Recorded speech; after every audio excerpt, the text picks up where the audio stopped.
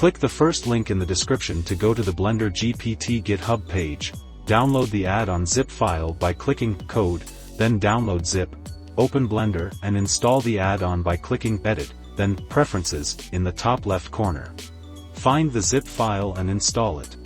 Before you can use the add-on, you will need to paste your OpenAI API key here. Follow the second link in the description to go to your OpenAI account page, click API keys on the left. You can generate a new API key by clicking here, copy and paste your API key into the BlenderGPT add-ons preferences. In the 3D viewport, press N to access the sidebar menu. Select the BlenderGPT tab. Here you can select which GPT model you want to use. Then, use natural language to generate objects and scenes.